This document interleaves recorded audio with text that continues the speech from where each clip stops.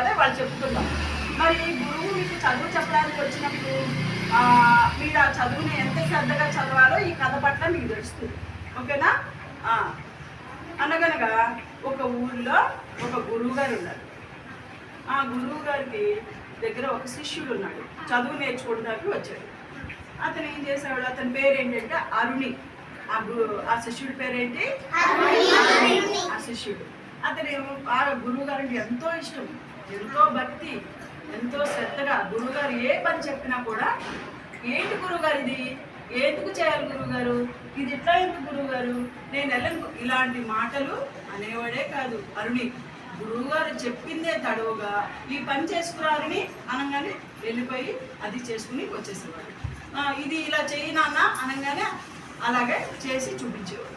అలాగే అంత భక్తి శ్రద్ధలతో గురువుగారు ఏం చెప్పినా కూడా అంతే శ్రద్ధగా ఇష్టంగా, ఏ పనైనా ఇష్టంగా చేసి కష్టంగా అనిపించదు, అలా ఇష్టంగా చేసేవాడు. గురువుగారు ఏ పని చెప్పినా ఇష్టంగా చేసేవాడు.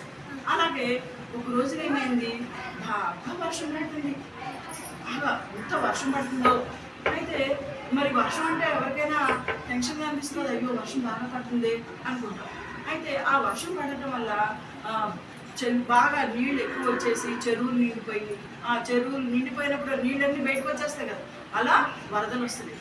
అయితే గురువుగారు అనుకున్నాడు, అయ్యో చెరువు బాగా వర్షం పడుతుంది కదా, మాకు మన పంట ఉంది అక్కడ. అంటే ఈయనకి ఒక పొలం ఉంది, గురువు గారికి ఒక పొలం ఉంది. ఆ పొలంలో వరి పంట వేశాడు. ఆ వరి పంట అంతా మునిగిపోతుంది వర్షానికి.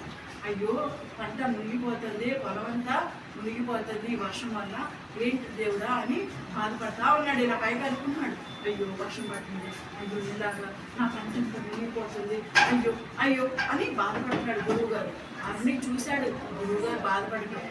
అయ్యో గురువుగారు ఏంటి ఎంత బాధపడుతున్నారు, ఏమైంది గురువుగారు అని అడిగితే అప్పుడు గురువుగారు చెప్పాడు అరుణికి, అరుణి ఇట్లా పంట మునిగిపోతుంది, వర్షం పడుతుంది, చూడు ఎంత మెరుపులు మెరుస్తున్నాయో, ఎంత ఉరుగులు మురుగుతున్నాయో, నీళ్ళన్నీ నిండిపోయి చేలోకి వచ్చేస్తున్నాయి, పంటలోకి వచ్చేస్తున్నాయి, పొలం అంతా మునిగిపోతుంది, ఏం చేయాలో తెలియట్లేదు అనేసి బాధపడ్డాడు.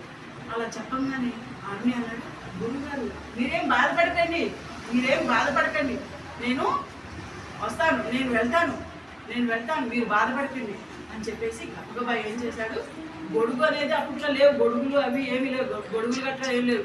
ఇప్పుడు ఏమైంది, మనకి ఏ కాస్త వర్షం వచ్చినా డింగ్ అని గొడుగు తీసుకుంటాం, టిక్కి టిక్కి పట్టే వెళ్ళిపోతాం. కానీ ఇటువంటి రోజుల్లో గొడుగులు లేవు. తల మీద ఒక తురుగు గుడ్డేసుకుని గబగబా వెళ్ళిపోయాడు పొలానికి. ఎవరు